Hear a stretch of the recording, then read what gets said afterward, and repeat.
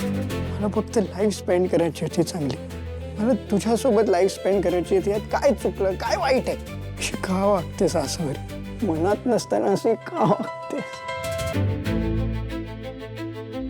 Ma'am ma'am हळू ग. किती आरडाओरडा करत येतेस. पॅल्पिटेशन होतं मला. हा, प्रत्येक गोष्टीची काय एकच इंटेन्सिटी असते का तुझी? मॅम अहो मॅम आपला गौतम आहे ना, त्याच्या रूम मध्ये एकटाच बडबडतोय, रडतोय, काहीतरी वेगळंच बरळतोय मॅडम. हो मॅम, मला वाटतं ना काहीतरी मुलीचा मॅटर आहे. तो नक्कीच कुठल्या तरी मुलीच्या नादी लागलाय, म्हणून त्याची ही अशी अवस्था झाली आहे. आपला गौतम प्रेमात पडलाय. प्रेमात गौतम 100 वेळा पडतो आणि काही सिरियस असतं ना मुलीचं तर त्यांनी मला सांगितलं असतं. ठीक आहे, मग तुम्ही त्याचं मागच्या काही दिवसांमधलं वागणं आठवा ना.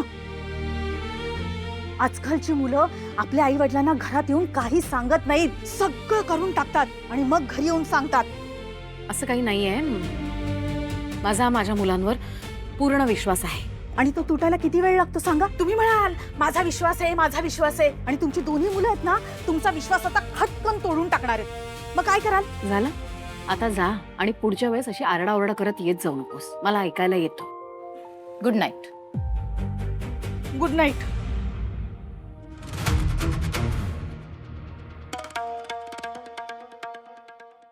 या परिस्थितीत मी गौतमला काही विचारलं तर तो काहीच बोलणार नाही. जयलाही सांगत नाहीये, पण तरी सांगते जयला विचार म्हणून. आणि खरंच मुलीचं काही प्रकरण असेल तर ते इथेच थांबायला हवं. कारण या घरात सून कोण येणार हे मीच ठरवणार. कधी ठरणार आहे तुमचं? सॅम बेटा, डॅड प्लीज काही सांगू नका. माझं ठरलंय. तुम्ही प्लीज फोन करा आणि बोलून घ्या त्यांच्याशी, आणि ते डेट वगैरे जे आहे ते फायनल करा. डॅड करा ना पटकन फोन आणि सांगा की आम्ही उद्याच सकाळी येतोय. समारा काय वेडेपणा लावलायस हा? आणि माझं ठरलंय. आई वडील जिवंत आहेत अजून तुझे, तुझ्याबद्दल ठरवायला. ते काय नाही, उद्या आसावरीचा साखरपुडा आहे, तो होऊन जाऊ दे, मग बघू आपण पुढचं. गॉड, त्या आसावरीचा साखरपुडा इम्पॉर्टंट नाहीये मॉम. प्लीज, तिचं लग्न ठरलंय, माझं ठरायचंय अजून. डॅड, मला गौतमशीच लग्न करायचं. आणि तुम्ही आकाश दादाच्या लग्नाच्या वेळेस किती एक्साइटेड होतात, मग माझ्यासाठी का नाही आहेत? उमा एक काम कर, तेजस्विनी त्यांना फोन कर. अहो तुम्ही पण. मी करते. कर फोन. मी करते बाबा.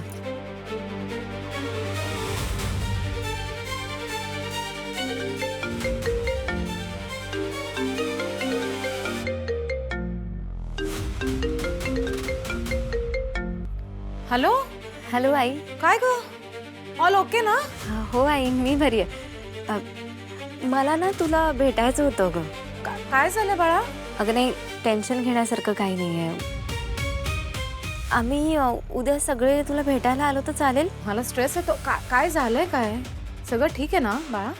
अगं हो आई, सगळं ठीक आहे. जरा कामाचंच बोलायचं होतं. 10 वाजेपर्यंत याल का? मला हा या 10 वाजता, हरकत नाही. उद्या 10 वाजता. बाय. थँक्यू. काय हे? उठा उठा उठा उठा. अनु, शरू उठा. मग कशाला उठवलं सगळ्यांना? झोपू दे ना. हा, तुला ना सगळ्या गोष्टीची घाई असते. परफेक्ट पप्पा, झोप ग. अहो असं काय करता? आपल्याला आवरायला नको का? पाहुणे येतील, कसं दिसतंय हे सगळं, आणि अंगण झाडायलाच तासभर लागेल. मार्केटला कोण जाणार आहे? मला दूध हवंय. मी जातो, मी आणतो. उगाच मुलींना डोक्यावर बसवू नका, फार लाडावून ठेवलंय तुम्ही. हो का? म्हणून तू डोक्यावर बसली का? तुझे लाड जास्त केले म्हणून? ही बोलताय मुलींसमोर? अरे मग काय. सरुताई, तू कामाला किती वाजता जाणार आहेस? शरू, जायलाच हवंय का? मम्मी काल बोलली ना, मला जावं लागेल. शाळेचा हरलेला चेहरा बघायचा. मी किचन मधलं काम आवरते. बाय. शाणी ग माझी बाय. ती जरा शिका तुमच्या मोठ्या बहिणीकडनं. आज तिचा साखरपुडा आहे आणि तरी कामाला लागली. तू सासरी गेल्यावर काय होणार ग आमचं? आम्हाला तर आता काही डिमांडच नाही. आम्हाला एकदम 0 मार्क. तसं नाही ग, आमची छोटीशी बाय आता दुसऱ्या घराची सून होणार आहे. काही नाही बोललं तरी सगळं समजतं तिला. अहो, आता आपलं एक स्वप्न पूर्ण होणार आहे. आपल्या घरात सनई चौघडे वाजणार.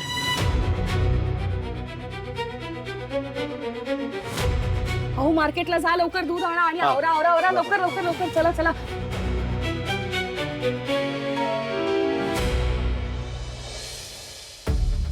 Good morning. कॉफी. काय ग, काय झालं? झोप झाली नाही का? एक काम कर, ब्रेकफास्ट कर आणि गोळ्या घे. चल तिथे जाऊ. चल. काहीतरी विचार सुरू असतात ना डोक्यात. तू उगाच जास्त विचार करत बसतेस. एवढे बिझनेसेस आहेत, एवढं मोठं घर आहे, 3-3 मुलं आहेत. चांगले काय वाईट काय विचार येणारच ना डोक्यात. गौतमची काळजी नको करूस, मी आहे. उठला का तो? सकाळी मी दरवाजा वाजवला नाही, उघडला. आता बिंदू गेली उठवायला. तो कुठला एवढ्या लवकर उठतोय? मॅम मॅम हळू ग बाई. हळू. उगाच आभाळ कोसळल्यासारखं ओरडू नकोस प्लीज. जयदादा, आभाळच कोसळलंय आणि आज पळत धावत येऊ नको, ओरडत येऊ नको, तर कधी येऊ? काय झालंय? अहो, गौतम रूम मध्ये नाहीये. मला आत्ता विलासने सांगितलं की तो सकाळीच घराबाहेर पडलाय.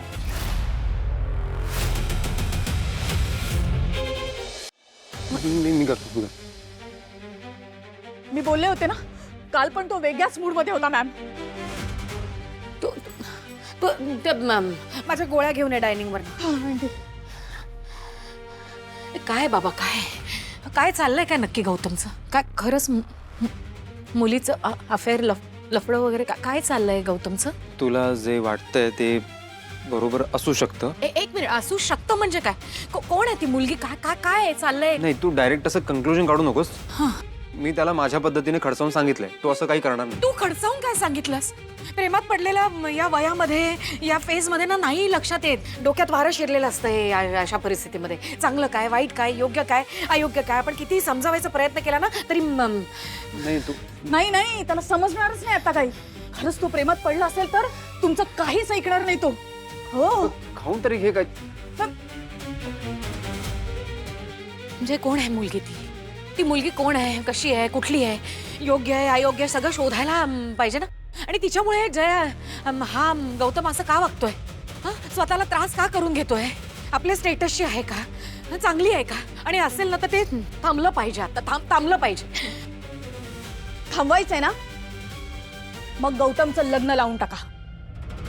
ए, म्हणजे तुमच्या पसंतीच्या मुलीसोबत त्याचा लग्नाचा बार एकदाशी उडवून टाका. मग बघा, घरात राहील आणि शहाण्यासारखं वागेल. झालं? नाही, बरोबर आहे. बरोबर आहे. बस कुठली कोण मुलगी घरात घेऊन येण्यापेक्षा मी शोधते त्याच्यासाठी योग्य मुलगी आणि आपण लग्न लावून देऊया त्याचं. तेच योग्य आहे त्याच्यासाठी आणि आपल्यासाठी.